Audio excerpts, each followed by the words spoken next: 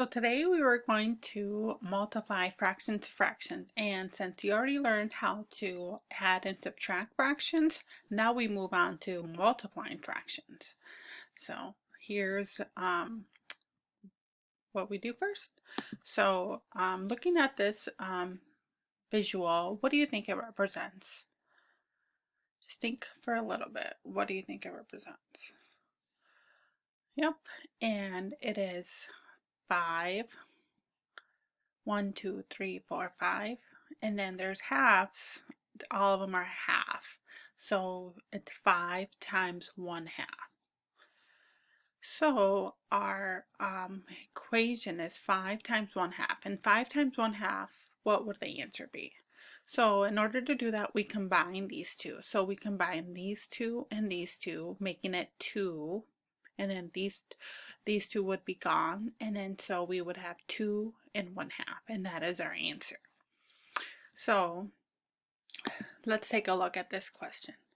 So for 5 days, Maria ran 4/10 of a mile. How many miles did she run after the 5 days? So let's try to make a visual of what this represents. So using going from what we did on that one, that was 5 days. So for this, we need 5 rectangles, and we need to split them up into tens. So we can use this visual right here to help us. So we need 10. 1, 2, 3, 4, 5, 6, 7, 8, 9, 10. And so we need 5 of these. 1, 2, 3, 4, and 5. And we need to break them up into 4 10s. So we shade in 4 out of the 10. 2, 3, 4, 2, 3, 4, 2, 3, 4, and then 2, 3, 4. Yep. 2, 3, and 4. So this is what the equation looks like. Let's take a look. So for 5 days, Maria ran 4/10 of a mile. So this is what it should look like. And this is what it does look like. So it's 5 days, and every day she ran 4/10 of a mile. So how do we find the answer? So based on what we just did before, we combined. So now we combined the rectangles together. So we can shade in 4, 1, 2, 3, 4, and this one's gonna be gone. And then we can shade in 4, 1, 2, 3, 4, and this one will be gone. And then we have 4 left, so we can shade in 1, 2, 3, 4, and then this will be gone. So our answer is gonna be 2.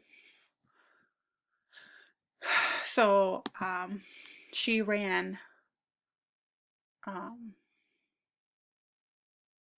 she ran 2. It doesn't make any sense, but that's what she ran.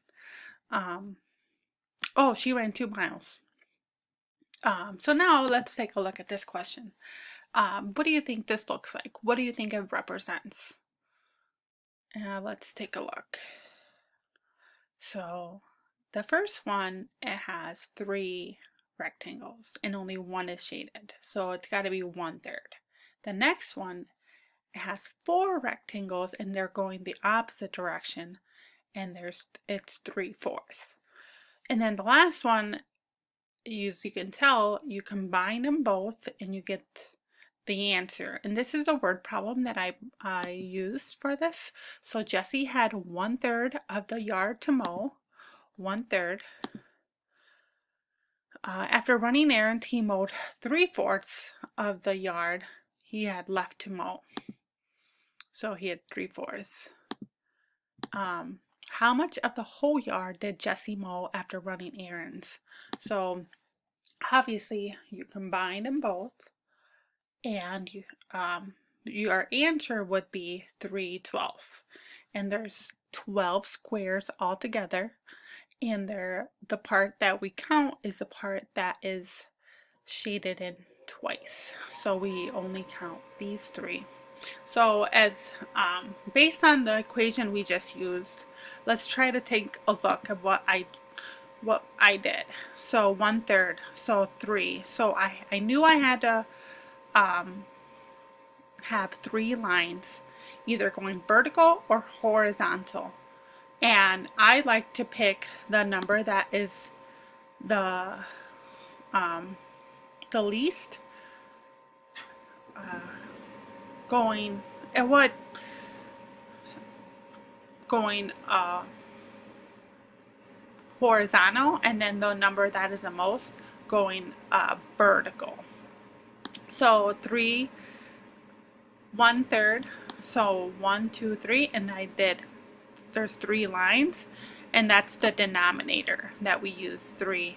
And then the denominator on the next equation is 4, so I knew I had to have 4 vertical lines, rectangles going up and down, and we only shaded 3. So just to help me out, I know that the denominators come into play when you're multiplying fractions, and there's 3 lines, there's 3 rectangles in this square, in this 3 little rectangles in this rectangle, 3 bars. I mean, that makes it easier. 3 bars. So and we only shade in once, and then there's 4 bars, and we only shade in 3. And we use what we have to help us solve the equation. So that's what I did, and that's what I hope can help you figure this out. And then the answer, once you combine both of them, that's what you get, and then you get 3 over 12. And I forgot what I was going to say. I just had a brain fart. So can you look at it? Can you find a pattern? Is it the same as adding or subtracting fractions? Do you have to change the denominator in order to solve this equation, like we have to do when adding subtractions or subtracting fractions? No, we don't. We don't have to change the denominators and then change. You don't have to change both the equations in order to solve it. As you can tell, you can just multiply straight across, and that's what I was just thinking. So 1 times 3 is 3, and that's where we got the answer 3. And then 3 times 4 is 12, and there's 12 squares all together. So that'll help you when it's hard for you to remember your multiplication facts. You have to have 4 and 3, and it has to go the opposite direction, and they have to be the same size. And that way it'll help you try to hopefully remember your multiplication facts. But it took me a long time to remember them, and now they're stuck in my head. I still have some problems with the 6s and 4s, but I could figure it out. But anyway, now that we solved that one together, do you see any other patterns that you see? And all you have to do is multiply straight across and straight across. So let's look at this question right here. You could either choose to multiply straight across, and so you know the answer offhand, and we will have a drawing to help you visualize, because I know your multiplication facts are not they're not so automatic to you. This will help you hopefully become automatic and help you understand them better. So the question is 2/3 times 5/7. So if you know 2 times 5, and if you know that, and then 3 times 7, so your answer would be 10 over 21. But if you don't, no need to worry, because we can figure it out with a drawing, which it makes it so much easier. I wish I would have learned this when I was in school.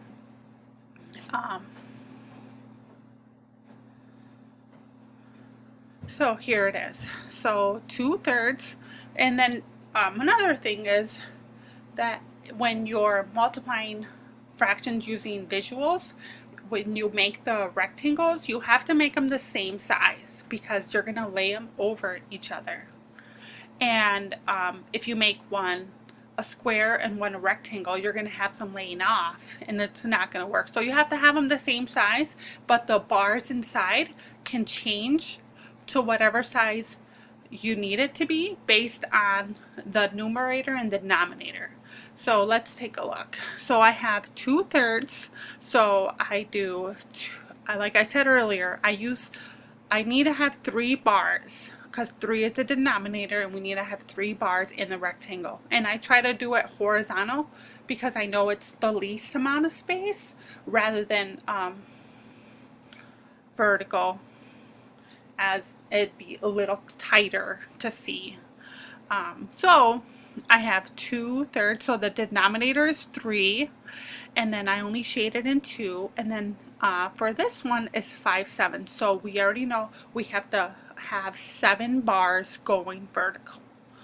And this will help you if you, obviously, like I told you, you're having trouble remembering 3 times 7. So you just have to have 7 going vertical and 3 going the horizontal, and that'll help you once you combine them and you can find out what the multiplication is, answer is, without having to remember what is 3 times 7. So I did 7 bars in this rectangle, and I only shaded in 5. 1, 2, 3, 4, 5. And then once I combined them, our answer is 10/21, and that is our answer. And so that makes it easier for you to multiply fractions using visuals if you don't remember, like if you just are having a hard time remembering your multiplication facts. So what rule did we think of? And the rule is you have to have, if you're going to make a drawing, you have to have them the same size, and one of the denominators has to go vertical, and one of the next denominator has to go horizontal. And that way, when you combine them, these 2 squares, one going this way and this way, the 2 squares and the bars that you shaded will be on top of each other, and it'll help you solve the problem. Oh man. So let's solve this one together. Betty has 2/5 of a cup of powdered sugar. She sprinkles 4/5 of the powdered sugar into a plate of brownies. How much sugar does Betty sprinkle on the brownies? So we need to, this one's going to be a little bigger because they're both going to be 5. So it doesn't matter which side, how many bars you have. We just have to have the same size. So 5 and then 5. So this one will look more like a square than a rectangle. So let's take a look. See, it looks like a square. So I had 5 and then 5. So I know I had to have one going horizontal and one going vertical. And I shaded in 2/5 times of 4/5. And then once we combine them, our answer is 8/25. So you have to count all these squares, and 5 times 5 is 25. So it's 8/25. So now that we worked on one together, I would like you to work on this one, these two on your own to see if you're understanding it. And you can multiply it straight across to figure it out first, or you could do a drawing to show that you're understanding that drawings really do help you when multiplying fractions if you do it the right way. You have to make sure they're both the same size, and the bars go one way and the other bars go the opposite way. So if you want to work on this, and we can see if you figured it out. But yeah, it's definitely a lot easier than adding and subtracting fractions, because then you don't have to change the numerator or denominator. And all right, thank you.